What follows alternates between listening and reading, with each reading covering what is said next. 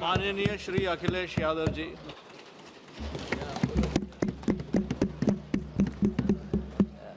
सभापति जी, मैं आपका धन्यवाद देता हूं कि इस महत्वपूर्ण विषय पे मुझे बोलने का आपने अवसर दिया, मौका दिया है। मैं सबसे पहले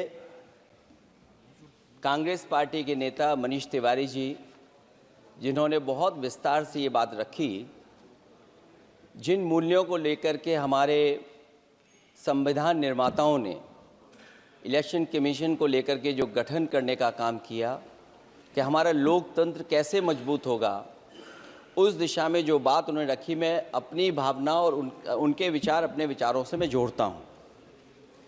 मुझे खुशी है इस बात की कि सरकार ने इस बात पर चर्चा और मौका दिया हम सबको अपनी बात रखने का।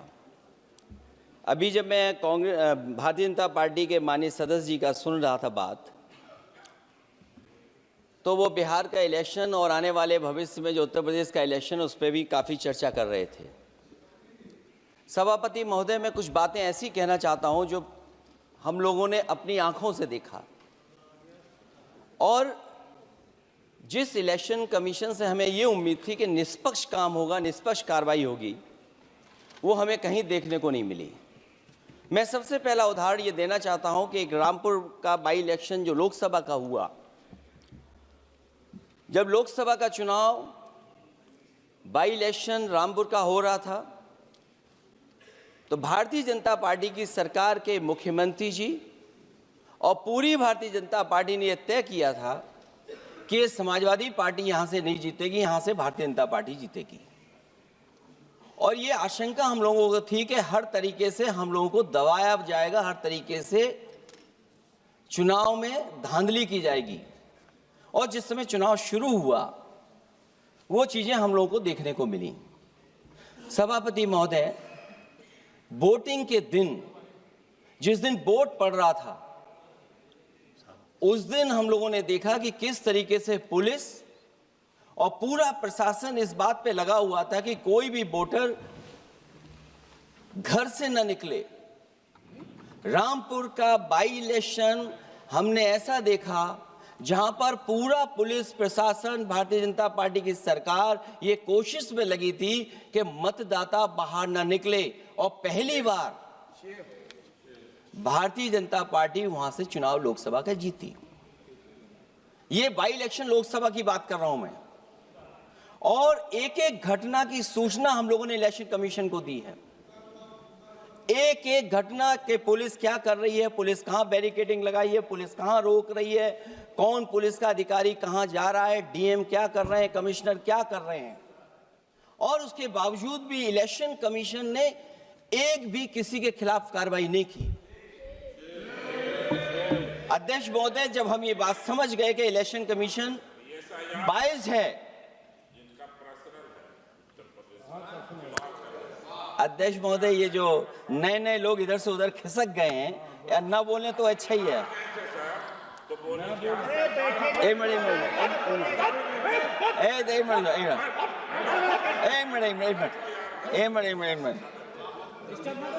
अध्यक्ष महोदय, पर अध्यक्ष महोदय, मेरा ये आग्रह है ये अध्यक्ष महोदय ये कुछ जानते नहीं है। अध्यक्ष महोदय, माननीय सदस्य कुछ जानते नहीं है, ये ना पढ़े लिखे हैं ना कुछ जानकारी रखते हैं। ये मैं ये कह रहा हूं, मैं ये बात इसलिए कह रहा हूं, ये अनपढ़ इसलिए हैं।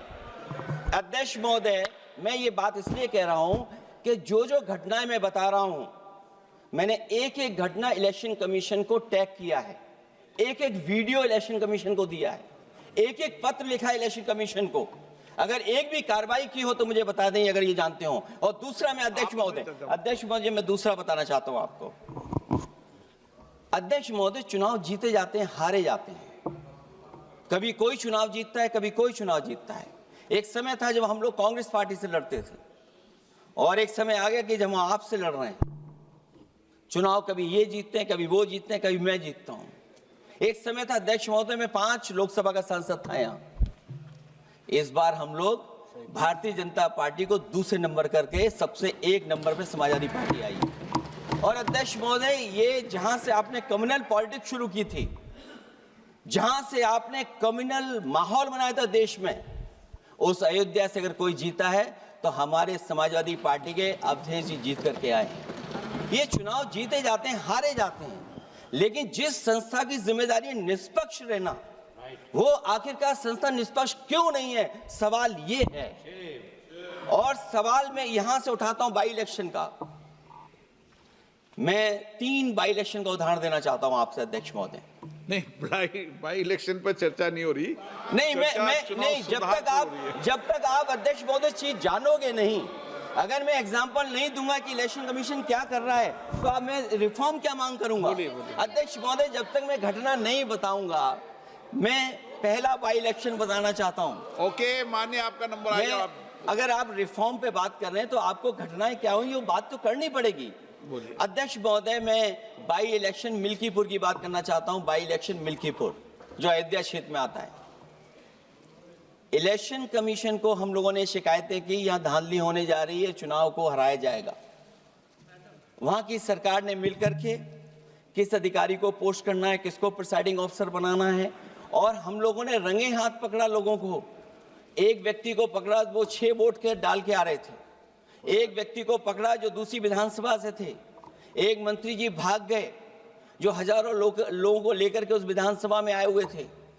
तो ये बातें मैं इसलिए बता रहा हूं कि अगर हमें रिफॉर्म करना है तो रिफॉर्म तभी संभव है जब हमारा इलेक्शन कमीशन निष्पक्ष होगा। इसलिए अध्यक्ष महोदय, मैं कांग्रेस पार्टी के सुझाव से सहमत हूं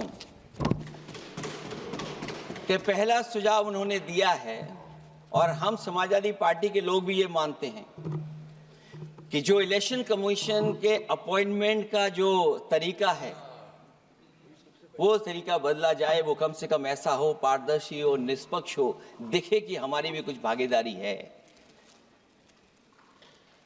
क्योंकि जो व्यवस्था पहले थी उस व्यवस्था को अगर बदलने का काम किसी ने किया तो भारतीय जनता पार्टी ने किया है। इस व्यवस्था को बदलने का जो सुझाव कांग्रेस पार्टी की तरफ से है, उस सुझाव से हम सहमत हैं। दूसरा सुझाव जो कांग्रेस पार्टी ने दिया है, थोड़े दिनों बाद सुधार आया है कांग्रेस में, इसके लिए हम उनको धन्यवाद और बधाई देते हैं। उन्होंने कहा, और अध्यक्ष महोदय मेरा भी सुझाव है कि इलेक्शन बैलेट पेपर से होना चाहिए। और इसलिए होना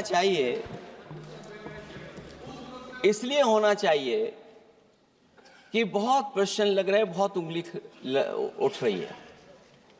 इलेक्ट्रॉनिक चीजों पे बहुत सवाल खड़े हो रहे हैं, और केवल भारत के अंदर लोकतंत्र में नहीं, दुनिया के लोकतंत्र में। और ये जो लोग कुछ कह रहे हैं इलेक्ट्रॉनिक की बात और टेक्नोलॉजी की बात कर रहे हैं, मैं उनसे कहना चाहता हूं कि भारत और जर्मनी की तुलना कर लें, भारत और अमेरिका की तुलना कर लें, भारत की और जापान की तुलना कर लें, हम कहां खड़े हैं। अगर वो संपन्न देश जो टेक्नोलॉजी में हमसे कई गुना आगे हैं, अगर वो स्वीकार नहीं कर रहे ईवीएम, तो आखिरकार हम ईवीएम को क्यों स्वीकार कर रहे हैं। अगर उन देशों में लोकतंत्र है और बैलेट से वोट पड़ रहा है, तो यहाँ पर भी बैलेट से वोट पड़ना चाहिए।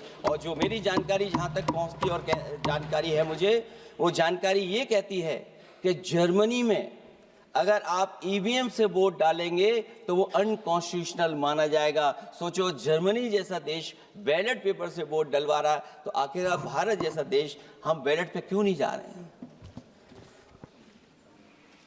जो रिफॉर्म की बात आई है, सबसे पहला सवाल यही है कि रिफॉर्म का मतलब क्या होता है। जब कोई चीज अपने मूल रूप स्वरूप में होती है तो उसे फॉर्म कहते हैं। जो वो मूल फॉर्म को खो बैठती है तो डिफॉर्म हो जाती है, और फिर उसी मूल फॉर्म में ले जाने का जो प्रयास होता है वो रिफॉर्म कहलाया जाता है। अध्यक्ष महोदय, सवाल ये भी है कि रिफॉर्म की जरूरत क्यों पड़ी, हमारी चुनावी प्रक्रिया खराब क्यों हुई, उसे खराब किसने किया। किसी भी चीज के खराब होने के 2 कारण होते हैं। एक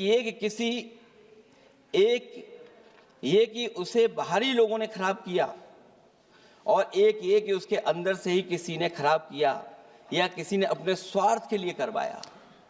तो अध्यक्ष महोदय, आज ये अजीब हालत है कि बाहर से ज्यादा चुनावी प्रक्रिया अंदर से खराब हुई है। और ये उदाहरण इसलिए मैं देना चाहता था बाई इलेक्शंस के और लोकसभा के इलेक्शन का, क्योंकि जिस तरह की शिकायतें की गई थी अध्यक्ष महोदय, एक भी शिकायत पे कार्रवाई नहीं हुई। एक और मैं उदाहरण देना चाहता हूं,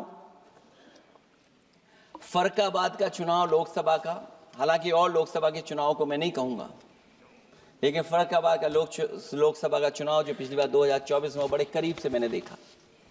वहां के जिलाधिकारी, वहां का पुलिस का प्रशासन पूरे दिन लाठी चलाता रहा और कभी लाइट जाती थी, कभी लाइट आती थी।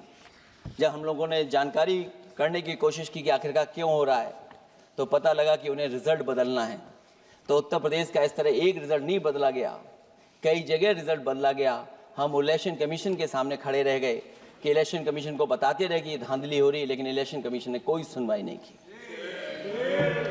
ये केवल लोकसभा में नहीं, मैं फिर लौट करके आता हूं, जितने भी बाई इलेक्शन हुए हैं वहां पर वोट चोरी अध्यक्ष नहीं हुई, वोट डकैती हुई है। और मैं फिर कहता हूं, जहां जहां आप लोग जीते हो बाई इलेक्शन में, अभी 27 भी आने वाला है, अगर एक भी लोग वो जो विधानसभा आप जीत करके दिखा देना, मैं on the floor of house कह रहा हूं अध्यक्ष महोदय, अगर निष्पक्ष चुनाव होगा तो एक भी भारतीय जनता पार्टी वहां पर सीट नहीं जीतने वाली है। दूसरा कि जो समय समय पर पैसा आ जाता है अकाउंट में, ये लोकतंत्र को सबसे ज्यादा कमजोर कर रहा है।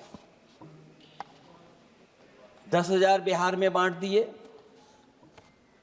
अभी सुना है कि बहुत सारी महिलाओं ने कई जिलों में आंदोलन किया है, वो 10,000 के वादे से मुकर रहे हैं लोग।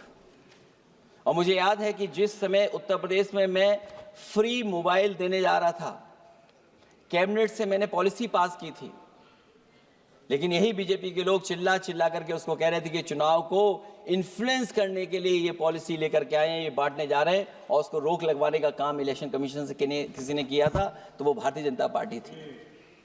तो एक तरफ तो अपना पैसा दे रहे हैं आप, दूसरी तरफ कोई जनता के लिए अगर कोई पॉलिसी लेकर के आ रहा है उसको रोकना चाहते हैं।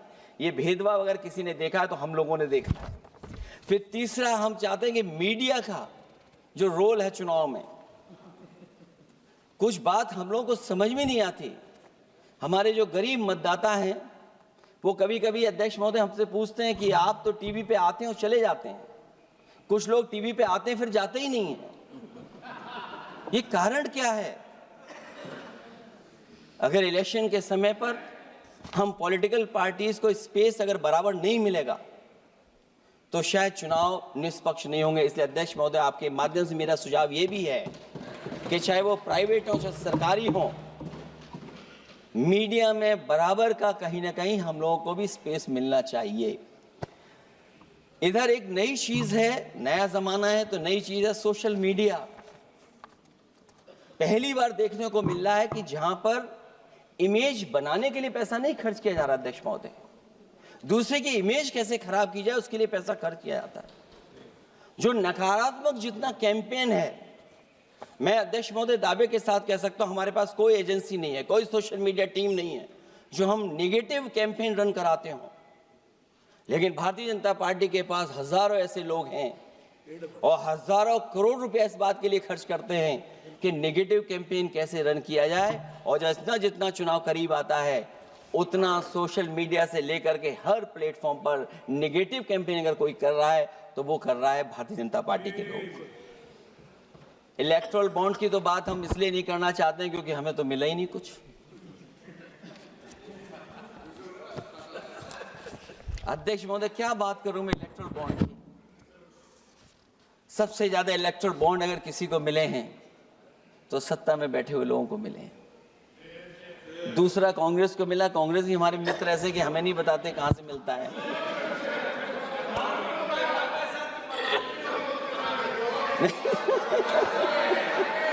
अध्यक्ष महोदय, सबसे ज्यादा चुनावी खर्चा इनके पास, दूसरा खर्चा इनके पास। हम लोगों का भी तो कोई ख्याल रखे अध्यक्ष महोदय, वो आप बता देना।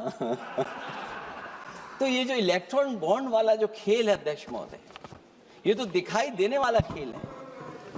उसमें सोचिए कहां हम लोग टिकेंगे, कहां रीजनल पार्टीज टिकेंगी।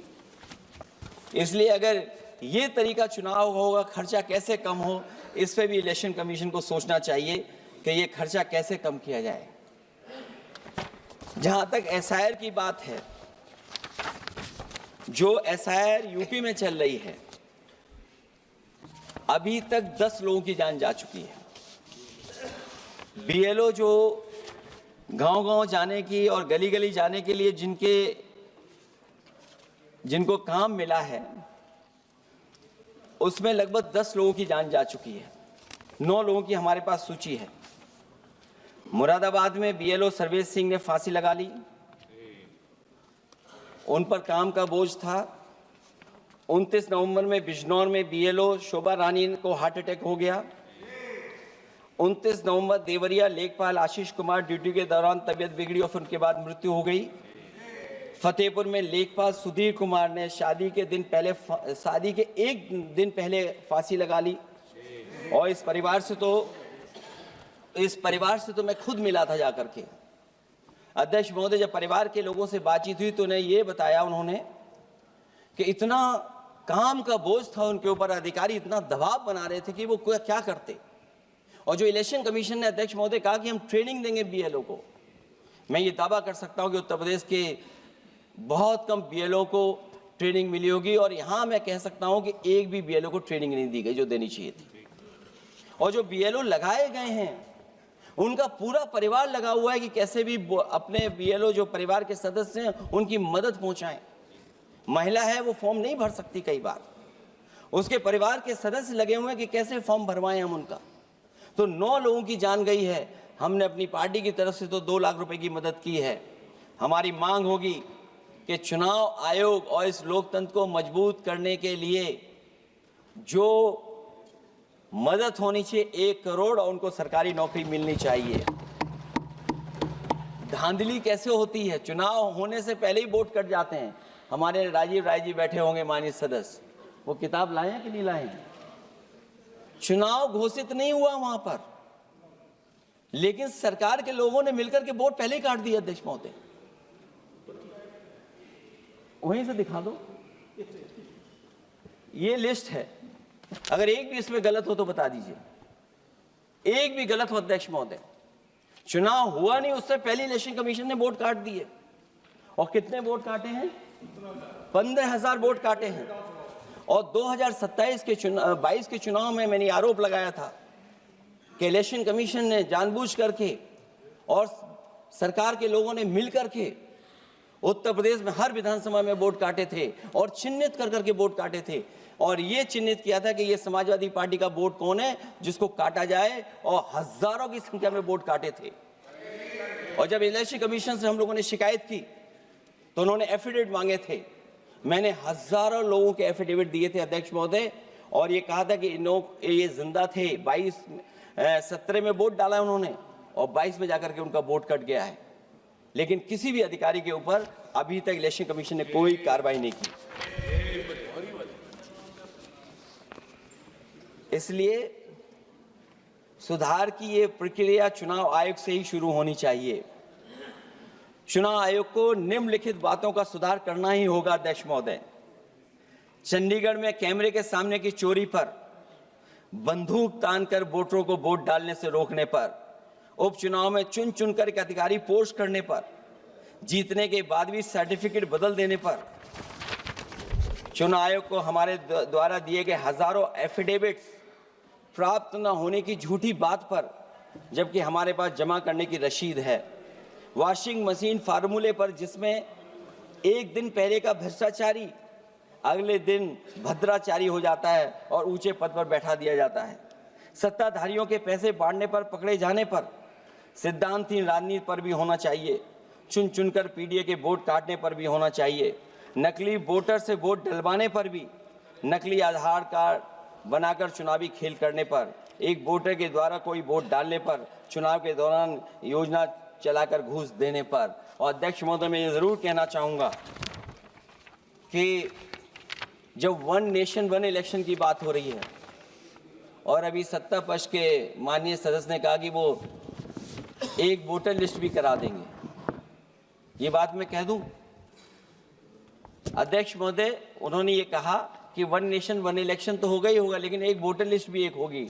हमें उम्मीद है कि वोटर लिस्ट एक होगी और वोटर कार्ड ऐसा बने। अभी तक तो हम आधार कार्ड के लिए मांग करते थे। देश के प्रधानमंत्री जी कहते हैं कि हम तो कई समस्याओं का समाधान कर चुके हैं। सेल्फ एफिडेविट, सेल्फ अटेस्टेड अगर आप दे देंगे डेट ऑफ बर्थ तो हम स्वीकार कर लेंगे। लेकिन अब सुनने में आ रहा है यूपी में आधार ही को स्वीकार मान ही नहीं रहे हैं उसको। आधार जैसा कार्ड जो जिसमें सब कुछ डॉक्यूमेंटेड है, आपके फिंगर्स हैं, आपकी आई है, आपका पूरा डिटेल है, उसके बाद भी आप आधार को नहीं मान रहे। इसका मतलब ये एसआईआर नहीं है, ये अंदर ही अंदर एनआरसी वाला काम कर रहे हैं। क्योंकि हमने उत्तर प्रदेश में सुना है कि वहां के मुख्यमंत्री जी कह रहे हैं कि हम डिटेंशन सेंटर बना रहे हैं। भाई एसआईआर में जिसका नाम नहीं उसके लिए डिटेंशन सेंटर की जरूरत है। इसका मतलब अध्यक्ष महोदय, जो काम ये खुल के नहीं कर सकते थे एनआरसी, वो काम ये एसआईआर के बहाने कर रहे हैं। तभी ये कभी कभी कहते हैं घुसपैठियां हैं और डिटेंशन सेंटर बन रहे हैं। दरअसल सबसे बड़े सुधार की जरूरत यह है कि लोकतंत्र में फिर से भरोसा जगाया जाए। ईवीएम को हटाकर बैलेट से चुनाव कराए जाएं। चुनावी धांधली होने पर तय समय सीमा में कार्रवाई हो। विपक्षी अनदेखी न की जाए। विपक्षी शिकायतों पर पक्षपात न हो। चुनाव आयोग निर्भीक हो। चुनाव आयोग सरकार के इशारे पे काम न करे। चुनाव आयोग निर्भीक हो। चुनाव आयोग एक विचारधारा के लोगों का गुट बनकर न रह जाए। चुनाव आयोग ईमान की लगाम कभी न छोड़े। चुनाव आयोग ये ऐतिहासिक जिम्मेदारी समझे कि उसकी आज की गलती देश के भविष्य की सदियों के लिए बर्बाद कर सकती है। सबसे बड़ा सुधार यही है कि चुनाव आयोग अंतरात्मा की आवाज सुने और सच्चे देश प्रेम को दिखाते हुए खुदगर्जी की सियासत करने वालों के हाथ की कठपुतली न बने। हमें उम्मीद है कि कुछ लोगों की वजह से चुनाव आयोग की जो छवि खराब हुई है वो अब और नहीं होगी। इलेक्शन रिफॉर्म तब तक निरर्थक है जब तक इलेक्शन कमीशन में रिफॉर्म नहीं होगा। इसीलिए जो सुझाव विपक्ष की तरफ से आ रहा है कि इलेक्शन कमीशन का गठन में जो पहले व्यवस्था थी वो पुनः लागू हो, उसी के बाद इलेक्शन कमीशन में सुधार संभव है। जितना इलेक्शन कमीशन मजबूत होगा उतना ही हमारा लोकतंत्र मजबूत होगा। जितना हम संविधान से खिलवाड़ करेंगे उतना ही हम समझेंगे कि आप लोकतंत्र से खिलवाड़ कर रहे हैं। इन्हीं शब्दों के साथ अध्यक्ष महोदय मैं आपका विशेष धन्यवाद देता हूं और मैं उम्मीद करता हूं कि इलेक्शन कमीशन भविष्य में फेयर काम करेगा।